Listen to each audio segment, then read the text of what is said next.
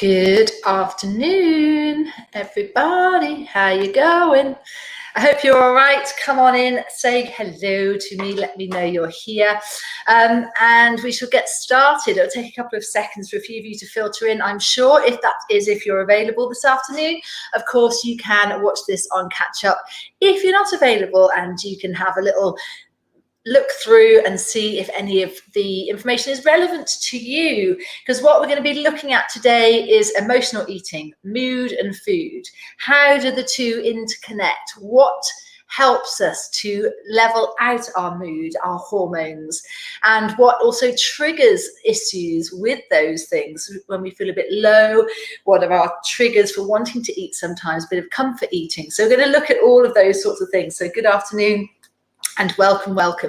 Are we all right? Let's get started then. So I'm going to just move over here so that I make myself smaller and I make that bigger, and then we shall continue.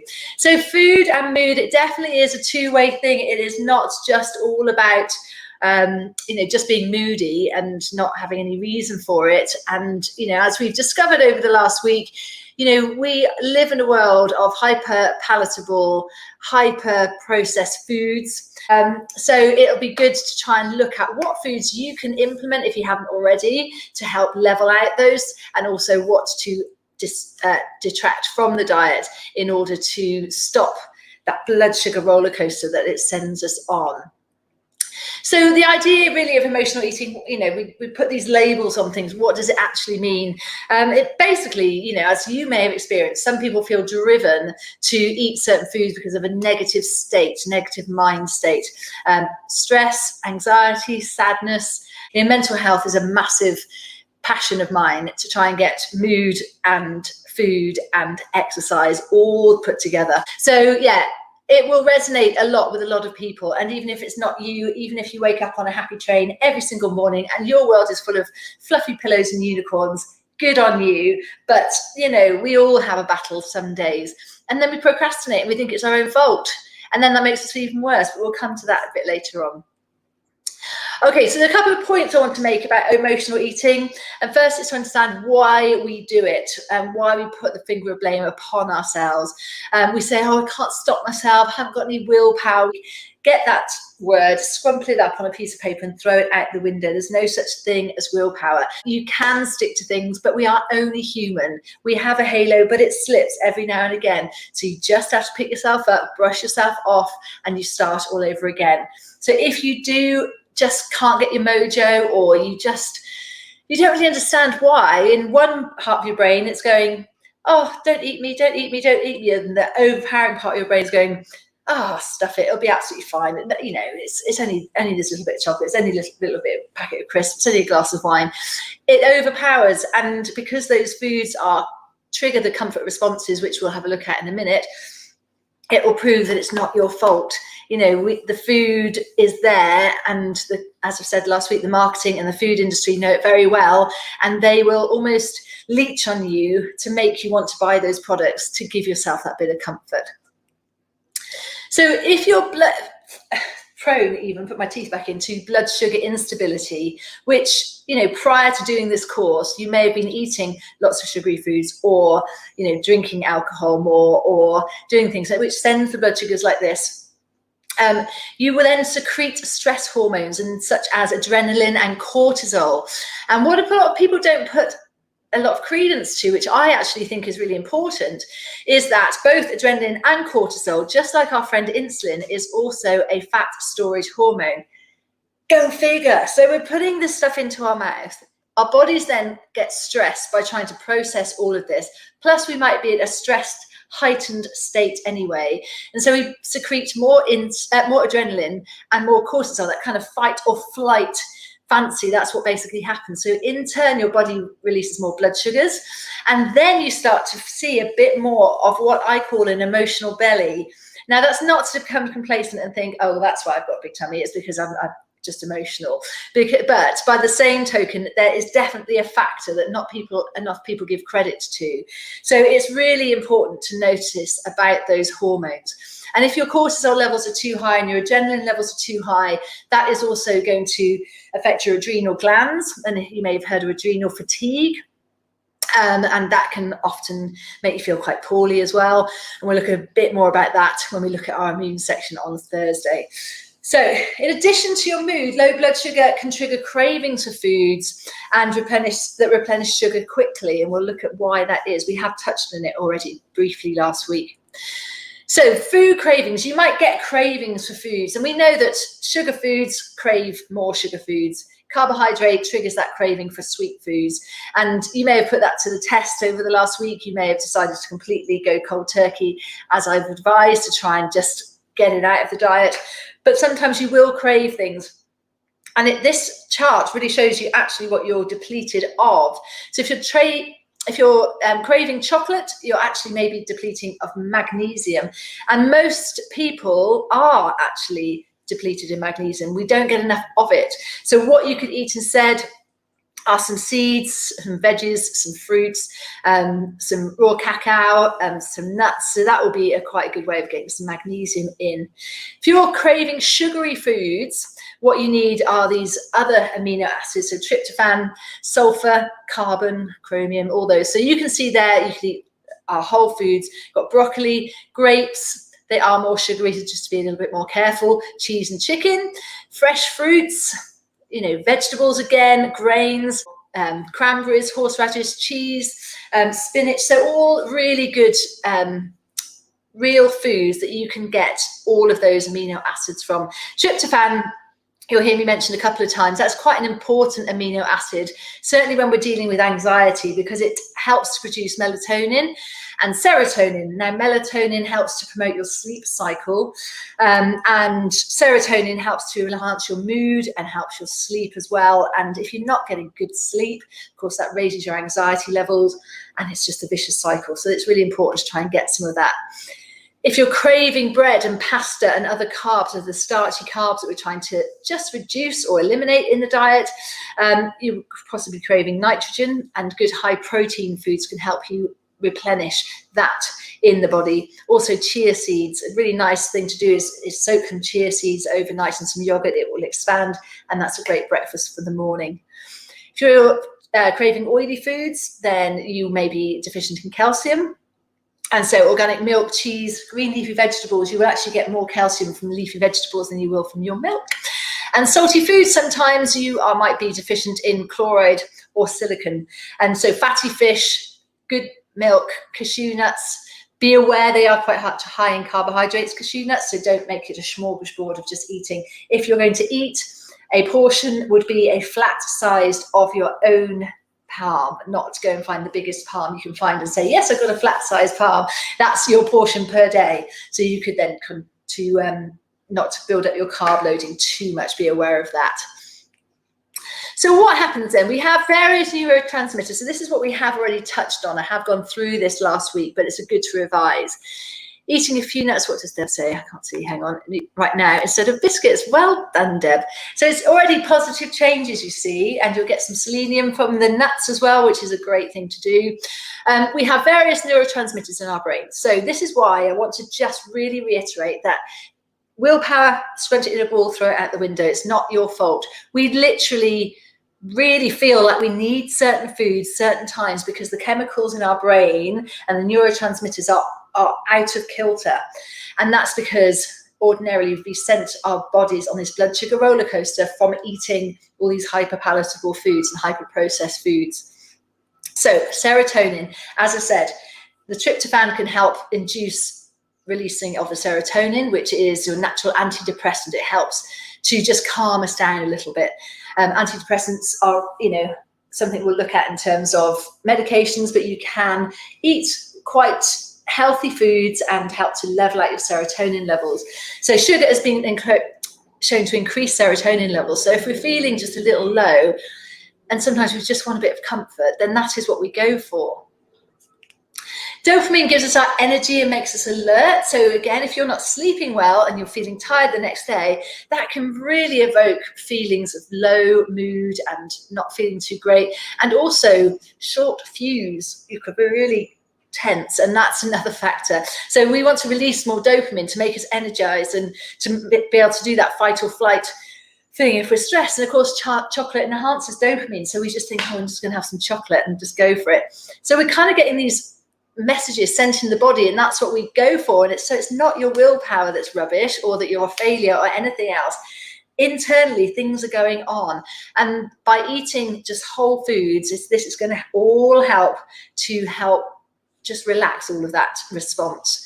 So endorphins, we know exercise produces endorphins, so keep on with your exercise, but it is our natural painkiller. And females, we do make less than males, and we make even less when we diet. And that's why I hate the word diet, and this is why this is a way of eating that I hope and wish that you will take forward for your health and longevity. And our GABA activity, our natural tranquilizer, our food activates that. So we want to eat nice food and comfort food, and it helps us to feel less stressed for a short period of time. But there's a couple of points there, because we go for that comfort food, and for about 5 minutes, we'll feel really great, and then we really don't. And so it's really key to slow the process down and ask yourself, how am I actually going to feel after I've eaten this? Is it actually going to change what the problem is? Probably not. We're going to look at that in a second. But also think about historically what has happened. You know, if you've been poorly when you're a little girl or boy, or you, I don't know, fell over and hurt yourself, did you have somebody that said, oh darling, you know, have a biscuit, make yourself feel better? Or, you know, it's just, there's a relationship that's built from very early on quite often with food, and so we go for that comfort or reward, or, you know, just something to make us feel better. And so it's looking at that historically as well. I still hear my mum do it to my daughter now. You know, she falls over, she says, oh, come on in, come and have a biscuit. And I think, no, she's a plaster, she doesn't need a biscuit. And, you know, it's just looking at that relationship historically as well that proves it's not your fault. So we've been talking about this blood sugar roller coaster. So you spike, your insulin levels are high, your sugar's high, you then start to descend, and you start to crave more of it. So I've just said, does eating the food really change the situation that you're in the first place? You've got to think, and if I can help you in any way, of different coping strategies for stress management, for anxiety management, that isn't always food related. Because, you know, ironically, the more overweight we are, the more low mood we can feel, that we can feel more depressed and sad about ourselves, and clothes are feeling tight and bleh, and we just don't feel ourselves at all. So our self-esteem, our self-efficacy and everything just goes out of the window, and it's really sad, and it's quite a slippery slope actually. So you've got to be very careful. So, you know, are there other things that you can do to make yourself feel better?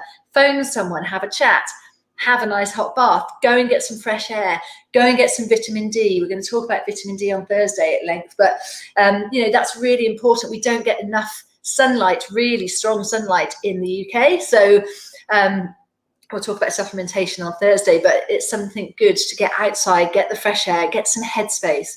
You might decide to try a meditation app. There are some great ones. Headspace, Calm. There's one called Breathe, which is BREETHE. And if you think, I'm just too busy, I haven't got time in the day, trust me, it really helps. So even if at nighttime you just put your headphones on and just quietly sit and listen to some meditation or breathing or relaxation, then that can really help instead of reaching for food. So chances are probably not, the situation isn't going to be controlled if you go for that comfort food, and then you just get yourself on this blood sugar roller coaster.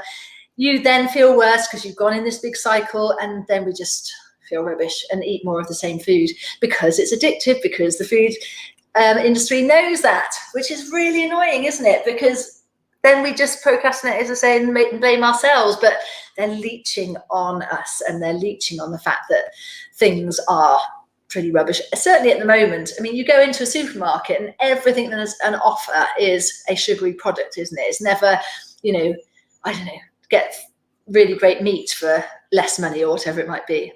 So here are some of the explanations in the relationship between food and mood. Let's have a little look. What do we got? So spikes and drops in blood sugars caused by food are associated with changes in your mood and your energy.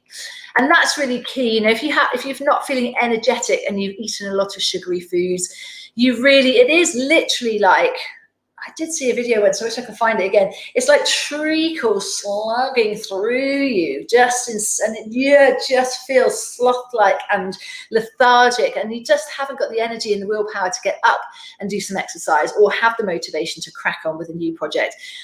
So it's really, your whole motivation gets tampered with, and that's really sad. So food influences our brain chemicals, as we've just discussed with our neurotransmitters, and that changes how we think. Artificial colorings and flavorings, and this is a big one. They're in so many foods now and can cause abnormal blood sugar levels to spike. So even Diet Coke and the diet drinks and the artificial, or the aspartame, and all the different artificial foods, it is literally, as it says in the tin, artificial. The body doesn't know what to do with it. It messes up your hormone. We're trying to, level out our hormones with this way of eating by just eating natural, real food. And if the body's trying to process all this gunk and doesn't know what to do with it, it really messes up that system completely. So you may also have hidden food allergies. You may not know about those. They can cause mood swings. They can make you feel low and sluggish. You also may have with your thyroid an issue, but you might not know about that. And eating all this food sends our hormones all funny, and then your thyroid might be a little affected as well, and that in itself can have an effect on your mood as well. So if you have any nutritional deficiencies, which you may have had prior to doing this course by not eating enough of the right foods and not getting all the vitamins and the minerals and the essential fatty acids that you need, that will affect your mental health and your brain health. We've talked a little bit about Alzheimer's and dementia moving forward. But of course, that usually affects people, not always. People get early onset, later on. Most people are affected later on. And so, historically, people have just thought, people are just getting old and their brain's getting a bit foggy. But actually, that's not the case. Often it's due to the food and the inflammatory response in the brain. And you do sometimes just have that brain fog. Do you ever get, maybe prior to this course, where in 3 o'clock in the afternoon, just having a proper sugar slump, you could put your forehead onto the desk and fall asleep? And that is that blood sugar roller coaster crashing down, that reactive hypoglycemic, low blood sugars. And then you just feel foggy in the head. There's just no alertness there. So gluten and dairy are major culprits as well. And this is quite interesting because not a lot of people know that. We're told that this is a great thing to have. And, most people's lunch is a sandwich, or has been for years. But dairy and wheat particles called casomorphins and glidomorphins are found in the urine of several depressed patients. And there was actually a study done within a psychiatric unit. And once the gluten and the grains and everything was taken out of their diet, the levels of depression were just lifted so significantly. And also they slept better, which helped as well, because of course their brain chemicals started to level, their hormone balance started to level, and it was really significant study. So it's really important.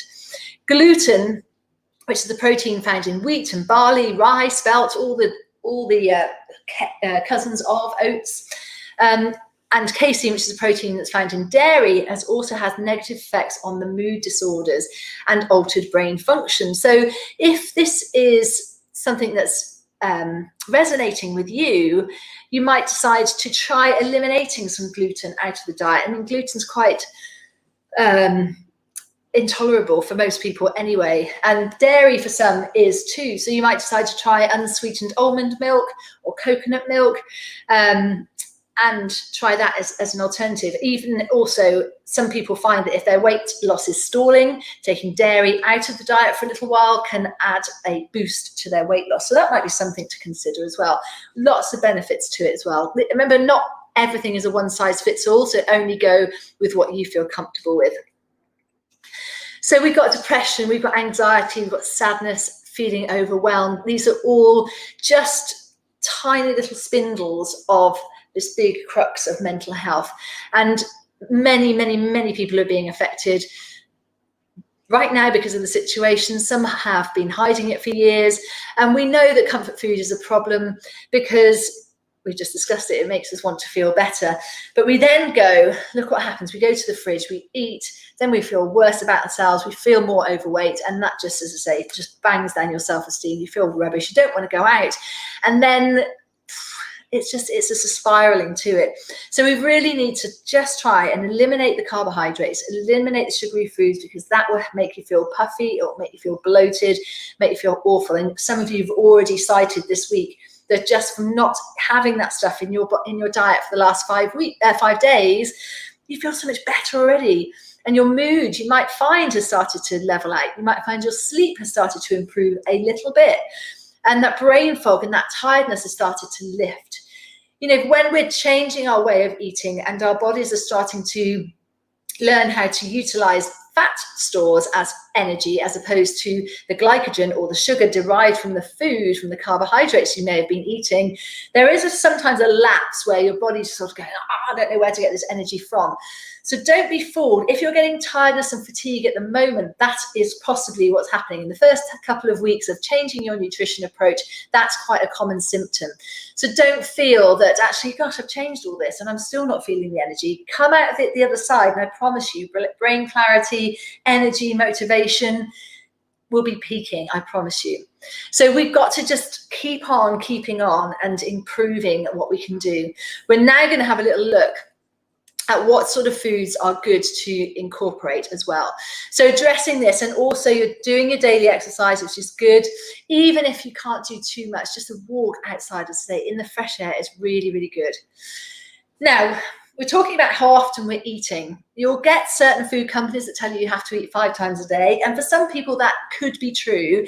If you suffer from migraines, that is sometimes true. You've got to maintain your blood sugar levels. If you do try fasting and you feel that that just isn't suitable to you, because it isn't for everybody, you know, sometimes if you're hungry, you may have heard of the term hangry, where you're just, you know, it's where your blood sugars have dropped low. And if you know anybody who's type 2 diabetic, certainly, you know, sometimes their attitude can be misjudged. They may be having a hypoglycemic episode and they're a bit narky and a bit horrible. That's actually because they need to level their blood sugars. It's not actually because they are being horrible. So to have foods that level out your blood glucose response, we know now that protein and fat doesn't have such an adverse effect on it. So include avocados, olive oil, oily fish, olives, plenty of protein, help you keep fuller for longer. So you don't necessarily have to eat little and often all the time, because your satiety levels have been met, your hormones in terms of your hunger hormone and your satiety hormone, ghrelin and leptin, are now regulating, and your body will tell you when you need to eat again. And we avoid those foods, of course. I keep repeating myself, going round on that cycle. We've got the message. It's high carb foods, it's high sugar foods. Green leafy vegetables, like I say, that will promote great calcium within the body, keep you strong. And it also provides all the micronutrients, such as your minerals, your vitamins, and fiber, keeps us physically and healthily and mentally healthily as well. So please, really encourage you to include as many green leafy vegetables, because they're lower in carbs, as opposed to root vegetables, which are higher in carbs. And so also steam your veg if possible, and really try and load onto your plate, because the steaming just helps to lock the nutrients in. And you know, you can have butter on your veggies, make them super tasty. Drinking enough water. So I asked you at the beginning of the course to try to have at least 1 litre. Now this week, I'd love you to shove that marker up. You could go to a maximum of 3 litres. Some people find that that is just ludicrous and can't do it, and that's absolutely fine. But realistically, you're flushing your system consistently out, and it really will be your best friend in terms of energy and in terms of weight loss, because we know that if you're dehydrated, that can be mistaken for feeling hungry. If you don't like it, add some fruit in there. You know, I actually freeze down slices of lemon and lime, just pop those in my water, fizzy water in a wine glass. Sometimes it just makes you feel like you're having a glass of wine, and just keep hydrating the body. And that helps with that mental clarity. It's all connected. If our brain is working well and the gut microbiome is working well, your mood and your anxiety levels are going to decrease. The protein, we know we need to eat protein to regulate and balance those feelings. And include organic chicken, turkey and eggs in your meal plan if you can. If you can't afford organic food, that's absolutely fine. Go with what is available in the supermarket. That's cool. All right, and coffee. This is the one. Too much caffeine. We haven't touched on this at all, really. Alcohol and caffeine, actually, whilst we're talking about stimulants in the body. And what happens again? Wow, more adrenaline, more cortisol will be released into the body, but you will have a normal circadian rhythm, and if that is disrupted by having a responsive hypoglycemic effect from having alcohol, we might drift off to sleep and think it's going to help us sleep, but you're stimulated through the nighttime. And the similar thing with caffeine. If you have caffeine after 12 o'clock in the midday, really, it will still be in your system and can keep you awake and really interrupt your sleep patterns. And then the next day and the next day, you just start like feel tired and just, again, lethargic. And we then have the chances of the adrenal fatigue with the adrenaline and the cortisol being released. And as we know, the cortisol and the adrenaline are fat storage hormones. So my goodness, all these innocent cups of coffee, not so great. Save yourself a fortune as well, especially if you're, a Starbucks fan or a Costa fan, and you go out to the garage and get one, or out into town and get one on your way to wherever you're going. All right, where are we at to? Keep going. All right, so I just mentioned about brain and gut impacts brain. It really is a by-way method, okay? So we need to know that if we fix the brain, we fix the body. If we fix the body, we fix the brain. We've got to know that actually your energy, your memory, your focus will all increase, and depression will start to fade away. We all have a gut microbiome. We have lots of bacteria in that, and eating all these hyperpalatable foods, it's just horrendous, because that will mess up your internal gut system and signaling system up to the brain, as we talked about, those signals to tell you that you're full up in the hypothalamus to stop you from eating. So you've got to get that in, and it is really important to understand that if we do that, we're going to really help to level everything else. Eliminate anything that causes those imbalances in your body and provide your body with things that it will need to heal, like good food, vitamins, minerals, omega-3 fats, and hormones when necessary. And medications, of course, some people are on antidepressants, and that is absolutely fine, but it does have an adverse effect sometimes on how food is absorbed in your body. So this is quite interesting. So mainstream antidepressant drugs destroy B vitamins in the body, and is therefore essential to replenish these stores through diet and supplementation. I always put a disclaimer in here, and I'm saying to you, I don't tell you to go and get supplements. I will give you the information, and you can make that informed choice. It's up to you entirely. The main related nutrients that antidepressants can have an effect on is your vitamin B1, B3, B5, B6, B12, and they can lead to poor concentration, poor memory, irritability, stress, and depression. Random, isn't it? You're taking antidepressants to help with that, and that is what's being blocked in your food absorption. Folic acid can lead to deficiencies and lead to anxiety and depression. Selenium can lead to deficiencies can lead to depression and irritability. So nuts are a good form of taking selenium, actually. Zinc also can lead to depression, confusion, blank mind, loss of appetite, loss of motivation. So it's good to supplement with zinc if you wish. Omega-3, you can get great oily fish, will give you some omega-3. Tryptophan, as I've talked about, deficiencies can lead to depression, because that will help to process or promote rather melatonin and serotonin. So we need to have good tryptophan, and I'll show you some good sources of tryptophan in a minute. Magnesium, again, if a lot of people are deficient in that, so it's good to try and maybe potentially supplement if you feel that any of these symptoms are relevant to you in terms of anxiety, irritability, insomnia.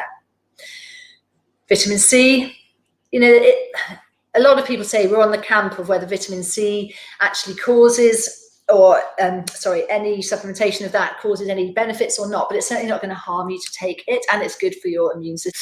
So good mood foods. What foods can we eat and include to get some, hopefully, of these amino acids and nutrients and vitamins into our body?